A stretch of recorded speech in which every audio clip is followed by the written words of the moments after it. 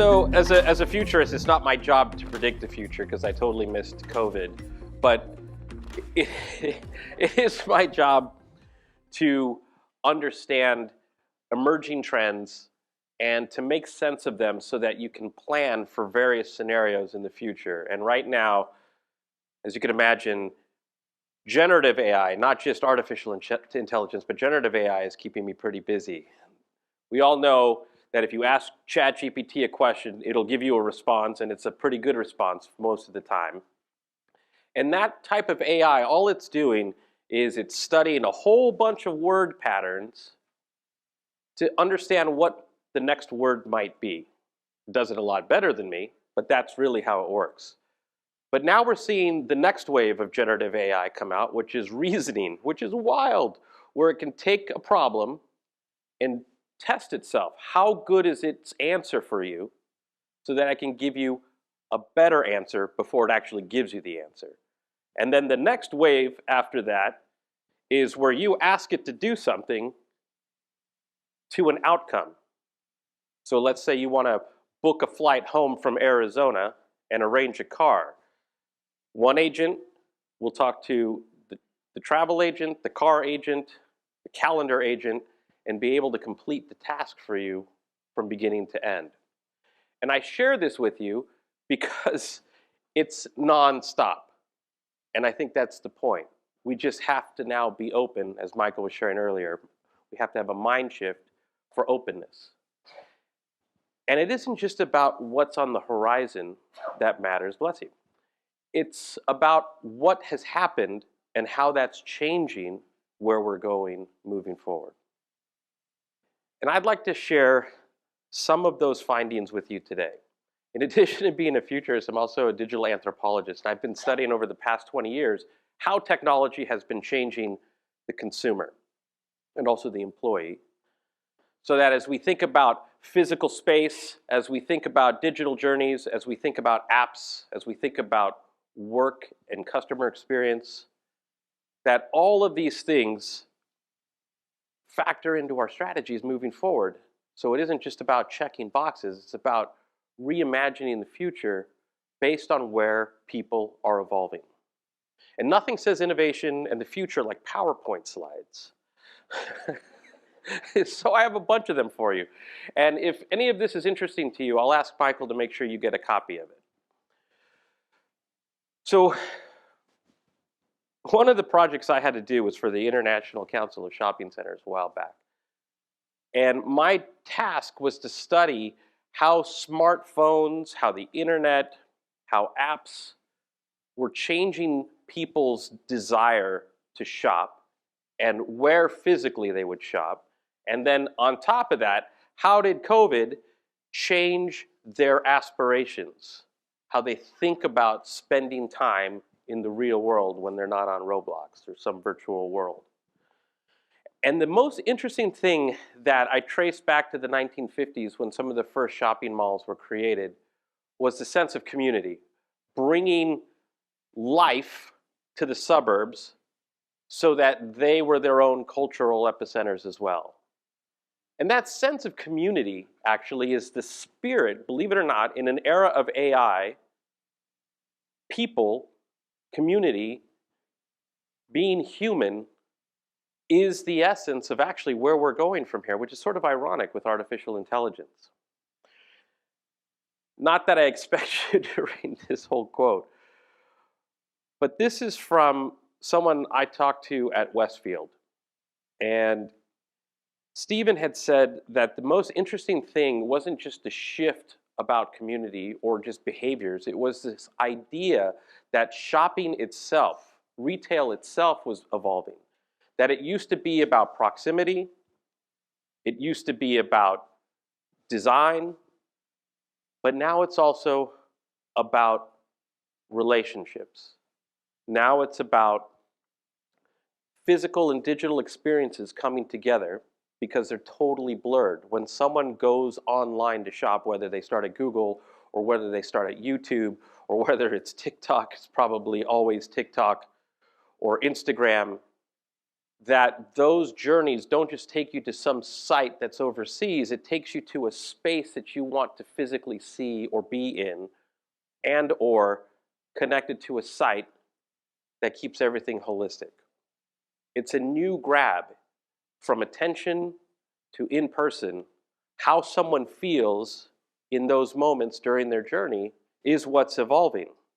And it is both the retailers and also the commercial side of the equation, their job to ensure that that journey is relevant to a consumer who has an entirely new set of needs that also keep evolving. And it brings me back to the Steve Jobs days of Apple. He used to say that Apple sat at the intersection of liberal arts and technology. And what he was really saying is that they kept people at the center of every decision that they were making about the future. And most of the time it worked. But it wasn't just about what trends do we need to be in front of so that we have a product that the consumer wants. It was always about their aspiration. What are they feeling? Who are they becoming? What do they value? And how can we manifest that into a product category and a product series, and ultimately into retail? And if you don't know the original story about Apple's retail stores as they were dreaming them up, it's very similar to the iPhone. If you haven't heard the iPhone story, I could tell you that another day. But the store itself, he didn't want anybody to help him design a store that worked in retail.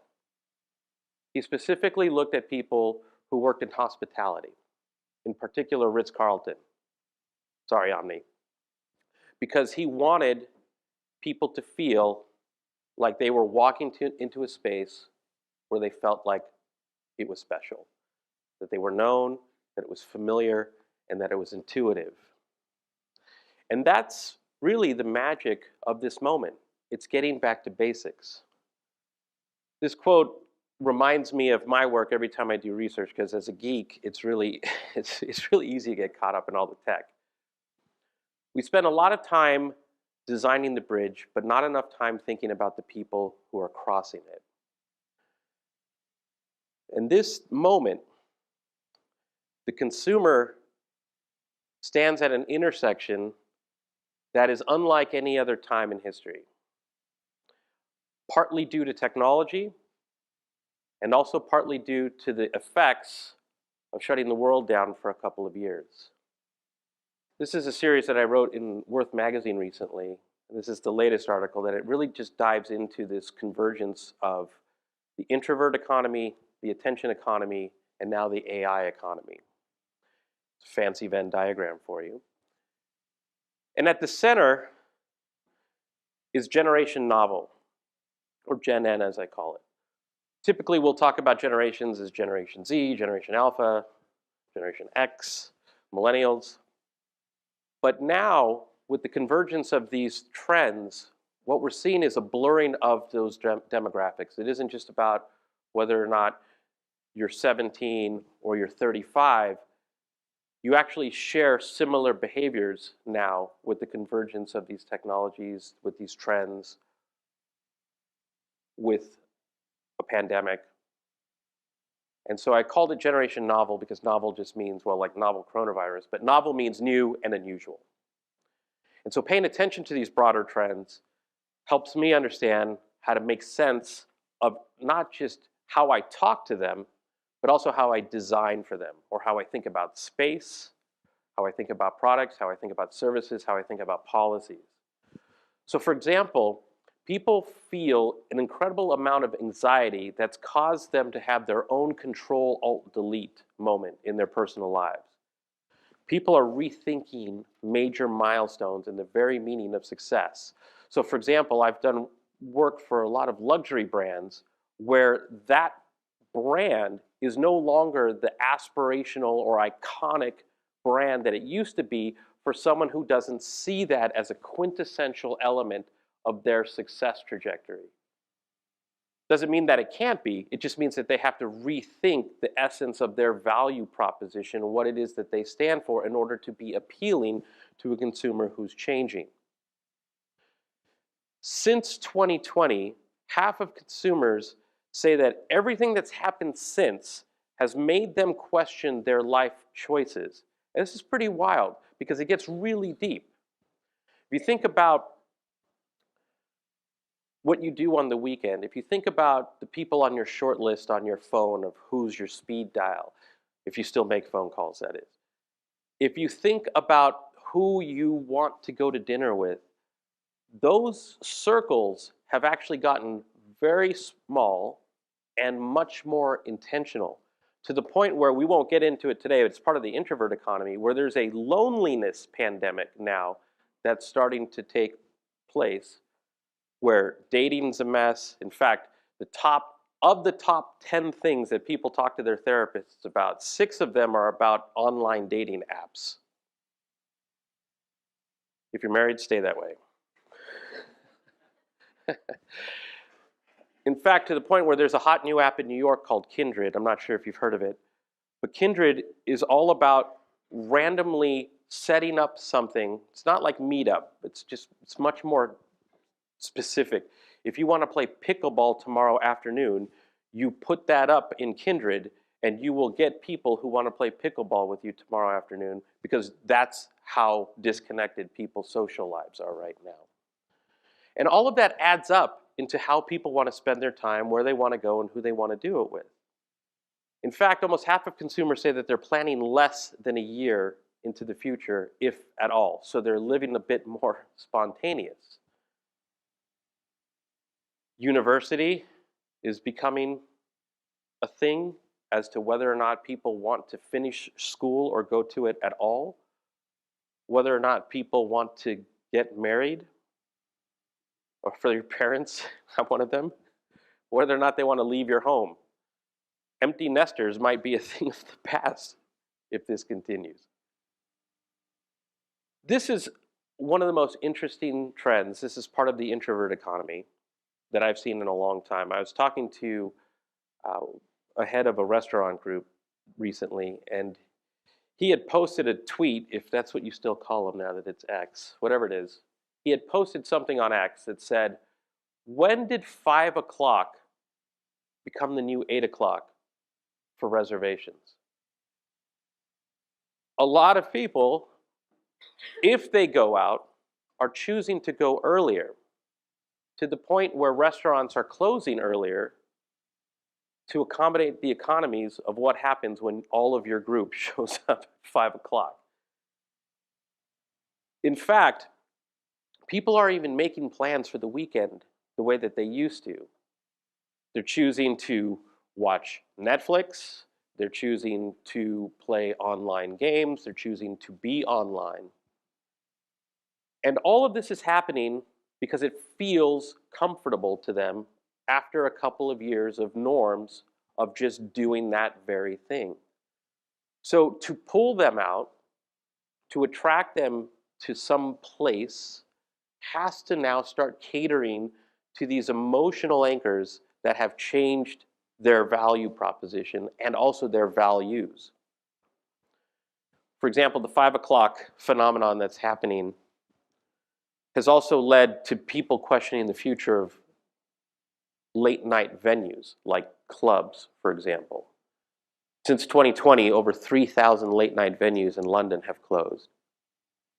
So the idea of where I go and how I spend my time as a consumer is fundamentally shifting.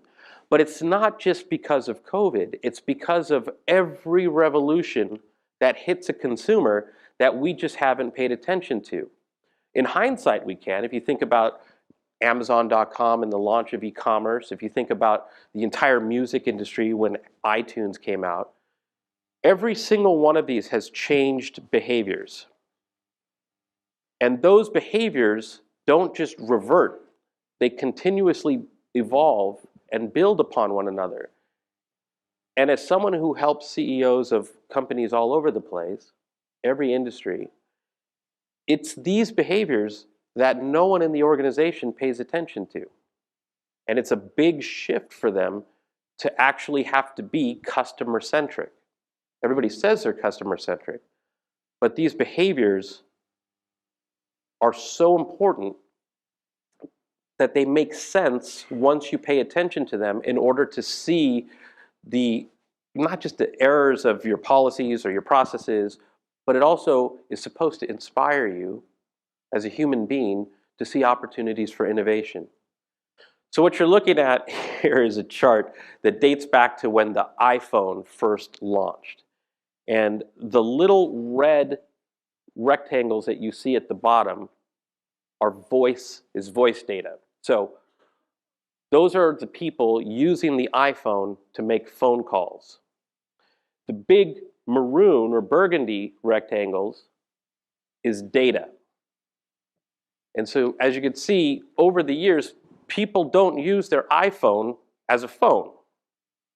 And if you had to ask generationally, hey, I want you to use your hand to mimic making a phone call, some of us would do this. Some people would do this. And some people would say, what's a phone call? Because it's just not fundamentally how they communicate. Here's another fun stat. This is corollary. It's always debatable. What you're looking at on the left is when iPhones launched and the sales of chewing gum over the years. The theory goes like this, that when the iPhone launched, people stopped paying attention to gum in the checkout counter because they were on their screens. This is true. Chewing gum has fallen since then. I don't know if you remember commercials maybe a few years ago where they were trying to make chewing gum look really cool. Like, here's someone standing next to a car. Here's someone standing next to a car chewing gum. Who looks cooler? Was to try to reroute the drop in sales. Now, whether it's because of the iPhone or not, it is a shift that has happened over time. But let me share some other shifts that happen.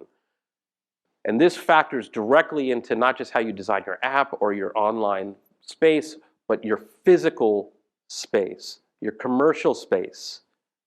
Because what's happening is now people are becoming increasingly impatient as a result of their relationship with technology. So some of the work I used to do with Uber looked at competitors. In the US, their primary competitor was Lyft, never taxis. But their real competitor wasn't Lyft, it was impatience. So for example, we studied how long was too long to wait for an Uber before you opened the Lyft app. And it's something we all do. I used to have really geeky friends that had two phones, one for Lyft and one for Uber, to see which one would get to them sooner. Because having a car come to where they are to pick them up wasn't enough, because no one remembers what it was like before taxis, where you would try to flag one down and they would just pass you by. The number in New York was 5 minutes. If the car was further than 5 minutes away, they would open another app to see if it was closer. And if any of you use DoorDash, this is also true for food delivery. So I don't know if you remember a time when you ordered DoorDash and you would just be told that your food would be there in 30 to 45 minutes and you would just trust it. If it wasn't there in 30 to 45 minutes, the first thing you did was you went to the app to complain, and they would give you a credit, they would refund your amount, you get free food. So they figured out that one way to counter impatience was to put the icon of the car in the app so you could see where it was en route to you. And when they put that in the app, emails and chats dropped by over 50%, just simply because, oh, okay, I see it's coming to me. You didn't like it, but you didn't complain as much as you did in the past. So now you add to that facilities, stores, restaurants, since COVID, adding curbside pickup, buy online, pickup in store, and that impatience continues to evolve. In fact, I studied, once these things were rolled out, the same thing as Uber. We knew impatience was going to become a factor. So we studied what were the elements consumers didn't like about this thing that they loved when it first came out.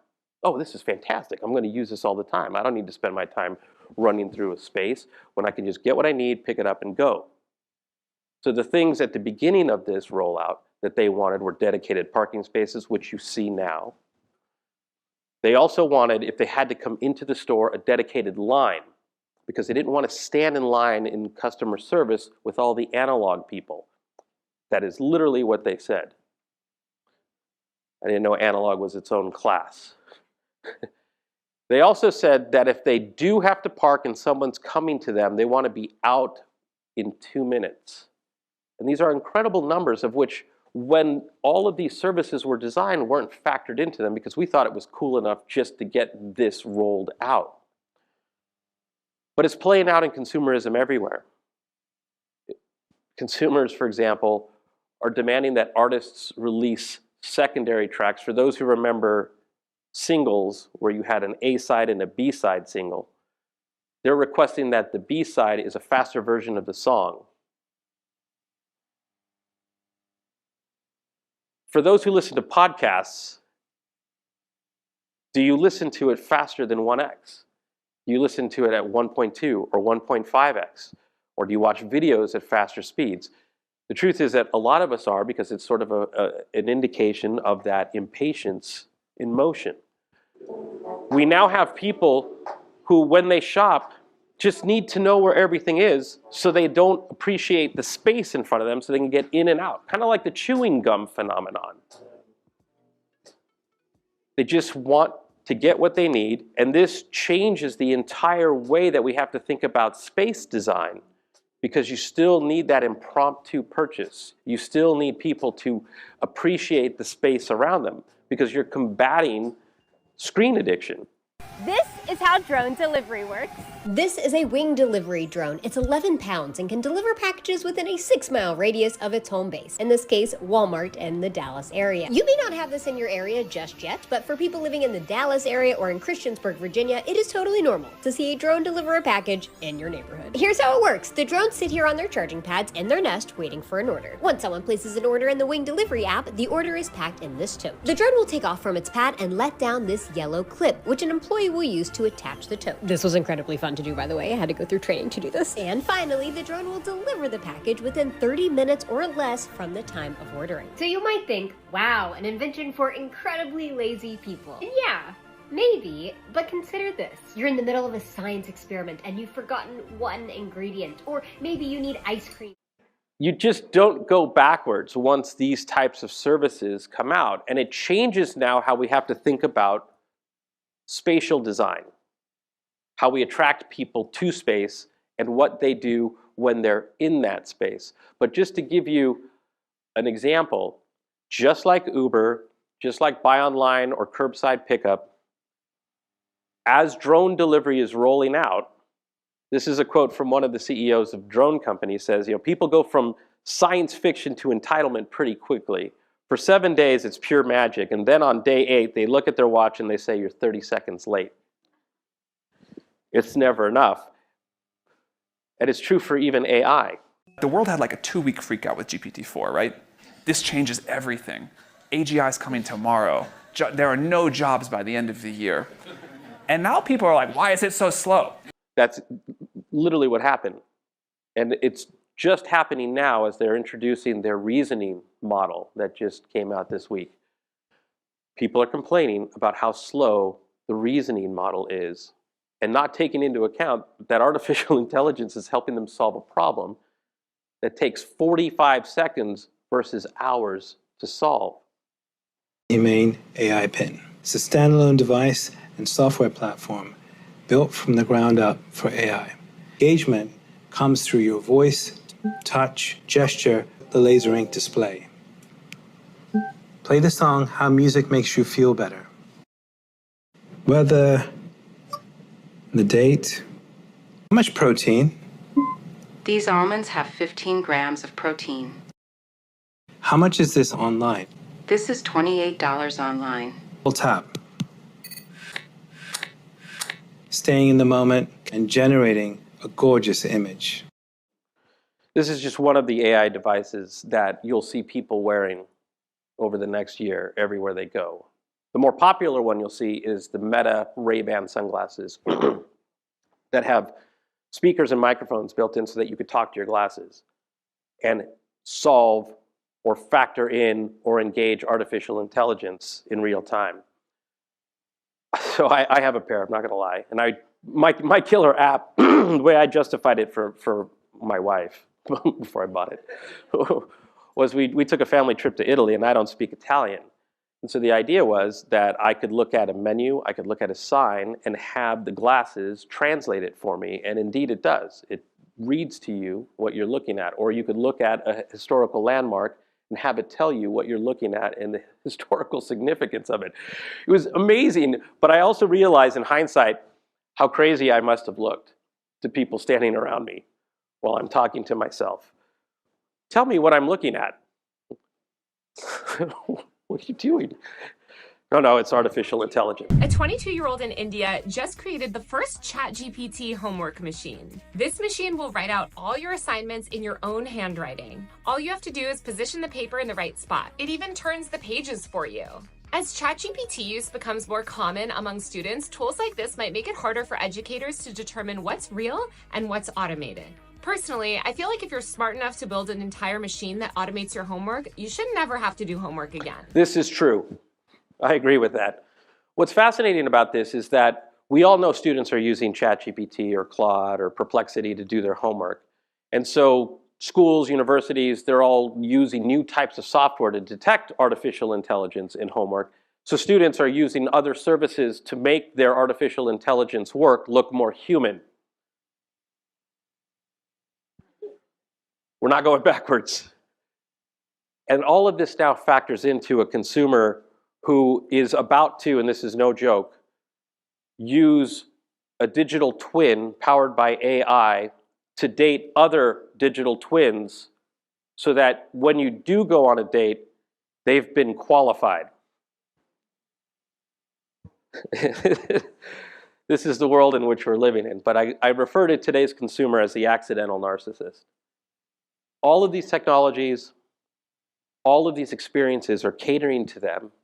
They're making them move faster. They're making them more empowered, more capable, more informed. And as a result, their relationship with digital space, with physical space, right? They carry all of this with them everywhere they're going. Do I really want to be outside? Do I really want to be surrounded by people? I really want to get in and out of here faster. Even Disneyland has to factor in all of these types of behaviors and evolutions into their cues, into their app, how they move people through, how they design spaces, what spaces they still need and what spaces need to go away for this modern consumer. This is a long, super duper quote, but it basically says that this has been happening for a really long time. This is Jeff Bezos, and he said that one thing he loves about customers is that they're divinely discontent, which is a nice way of saying the accidental narcissist. People have a ferocious appetite for a better way, and yesterday's wow quickly becomes today's ordinary. And he concludes with, you cannot rest on your laurels in this world. Customers won't have it. And if you think about it, Amazon launched in 1994, and they're still competing for the future today. Most of the companies that I work with, even in an era of AI, are still trying to figure out how to use all of this stuff to put it into the box that they have today. How does this work within business as usual? Well, AI, we could automate. We could cut jobs. We could save money. But in reality, every generational shift, every technological disruption that has happened going back to Internet 1.0, they've managed to successfully do just that. Take the technology and put it in the box. Take the trends and put it in the box. When the smartphone came out, when the iPhone came out, no one thought to make the mobile web or e-commerce experience more revolutionary at the time. They just said, take that website and make it work on a smaller screen. The first two trends when that happened were adaptive and responsive design. But then you get companies like TikTok or Instagram that said, well, why would we take that experience on an entirely new platform? Let's reimagine it. And so for the most part, they've been able to coexist, business as usual and innovation. But now AI actually is going to force businesses out of that box. Because the evolution of AI, what we see today, what we see 3 years from now, what we see 5 years from now is going to be exponentially greater. We can't even imagine the types of things we're going to be able to do with it, but consumers will figure it out. And everything that they see, everything that they touch, everything that they do will be in concert, in sync with this empowerment, with these new experiences. So I believe if you're waiting for that playbook, if you're waiting for someone to tell you what to do, this is the exact moment when you're on the wrong side of innovation. We need more curiosity. We need more imagination. We need people asking harder questions. What do I not know that I need to know? Because AI is only gathering more and more steam, and this time CEOs are leaning in. They didn't necessarily lean in like, hey, what's our mobile phone strategy? But they are leaning in with AI. In fact, since the launch of ChatGPT, CEOs have mentioned generative AI 40,000 times in earnings calls. And now they're being held accountable to do something about it. And so it isn't just about how you use AI to attract or engage the consumer. It's how do you think about AI in your everyday work. And I want to share with you sort of this vision to maybe inspire a little bit more question or curiosity or exploration. Because the thing about just Gen AI, not even AI, just Gen AI, is its duality. Most companies see it as cost cutting or cost control, but it also helps you reimagine everything. How you work, your workflows, your processes. So today, and every technological revolution that we've experienced, we've used technology to get incrementally better. Cut costs, scale, be more productive, make things more efficient. And that linear scale has delivered growth. So this is why executives lean on this when they're looking at, for example, Gen AI. Because it's historically how businesses grow and increase margins, especially in retail. But now, generative AI doesn't let you just do what you did better. It helps you start to do things you couldn't do yesterday. And that's the part that's so hard to grasp, because we don't know what we don't know until we see it. And what AI is asking of you is to start exploring the unknown. Because once other people start to see it and you're not there, it isn't that you become linear in terms of behind, it's that you become exponentially behind. ChatGPT 3 isn't as smart or capable as ChatGPT 4. In fact, the capability growth between those two was 10x. And if we assume a 10x gain between 4 and 5 and 5 and 6, it becomes exponentially greater versus linear. And the space between that exponential growth is disruption. And so if we're not actively challenging ourselves, challenging our own assumptions, challenging our own ways of working or our own models for what success can look like, we aren't actually using these tools to challenge what we believe or challenge what we think is possible, then we're stuck on that white curve. And at some point, it's no longer good enough. So this is that Control-Alt-Delete moment, not just for consumers, but ourselves as leaders, as executives, that everything that we can imagine moving forward for 2025 and beyond now has to look toward that exponential curve. It's the relationship between iteration, so doing what you did yesterday better tomorrow,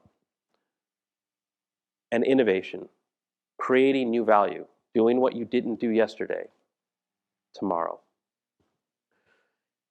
And all of these models come down to this evolution of consumer experiences. How can we think about space?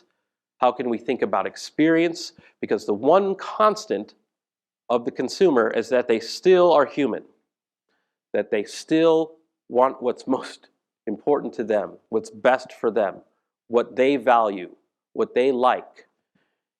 And experience isn't just human, it's emotional.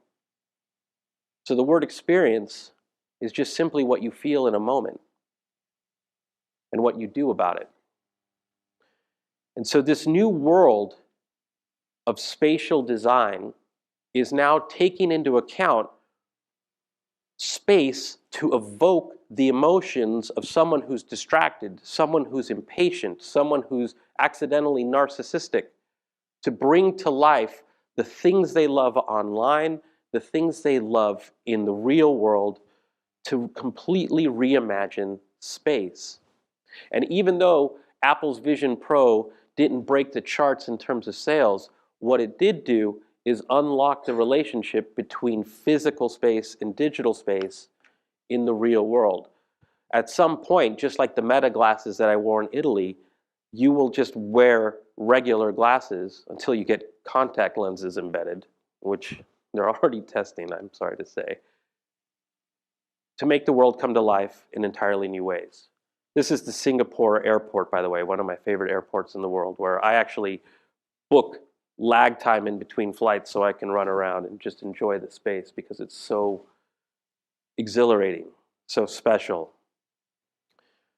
But what they do, and what like so many innovators are doing, is employ innovation centers to constantly understand this evolution, constantly understand the consumer, constantly understand technology, and experiment with space in real time. This is secret cinema in England, where the movies come to life and you become part of the movie. All kinds of experimentation. This is Apple's Vision Pro. This is actually a friend of mine. I have a lot of geeky friends. This is him working on an airplane.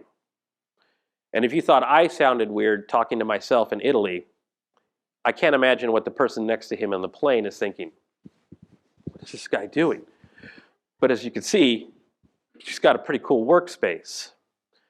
And so space itself is now being actively reimagined to bring to life these new types of experiences. And once people see them, they don't unsee them. So companies like Nike, companies like Lego are starting to dedicate parts of their high-impact stores, like the Singapore airport, to explore new uses of space. How do we create space that caters to a digital-first and AI-first brain that doesn't operate like the consumer that we designed original shopping centers for in the 1950s? So Best Buy, Panera, they're looking at ways to get people through, to get people feeling like they're not that analog customer, that everything feels more refreshing, more intuitive, like the way that their digital apps make them feel. In fact, user experience in digital is being applied. Game design is being applied now to physical space because people don't put their phone down and then see the world as an analog consumer anymore. They see it as one thing. And so for some of us, this looks crazy and wild and I don't want any of it. And for other consumers, this is exactly how I would expect to see the physical world. And it's only continuing. This is a store of the future in the Middle East. So this is the store of the future. Here we are basically observed in order And observed, to, you're talking about cameras. I'm talking about all the cameras around us, in order to actually get the most personalized experience possible. It's a digital and physical shopping experience. And this is a new word. It's a phygital shopping experience. Digital. This is the future. That's a word. Choose a piece, since this is women wear. Okay. It would be that. Okay. See? Now, you see it? The space is much more modular. Yeah. And the great thing about it is the fact that every action that we do in this physical space is actually computed. This is the brain. The brain of the store. Like this is where actually everything comes together. Okay. Because out of this, we really understand. Phygital is a word I just cannot get my mind around, but it is what it is. The back of that store was basically a control room. And there's technologies, for example, like I work with a company called G2K that uses computer vision, AI to track, almost like a surveillance state, but to track everything you do, everything that's on the shelves in real time, to predict when we might have to restock or order something, or to predict where you might go next in the store and how to draw your attention to certain areas for specials, for example. But the idea of physical space and online coming together, augmented reality, 3 dimensions, all of this is changing the expectations of the consumer. And to bring that down is to go back to Jeff Bezos' quote about the evolving consumer, is to just use all of this stuff to be human, but not just human, to be empathetic. And understand that we are not our consumer. So we have to understand them. And Jeff Bezos has this philosophy called Day One. He approaches every day, every strategy, every decision, every investment as if it's the first day. Day 2, he says, is followed by stasis, irrelevance, and death. And that's why every day is day 1. So I'll leave you with these notes as we are at time. But it's really about understanding people, their aspirations, what they value, and how they're evolving. Thank you very much.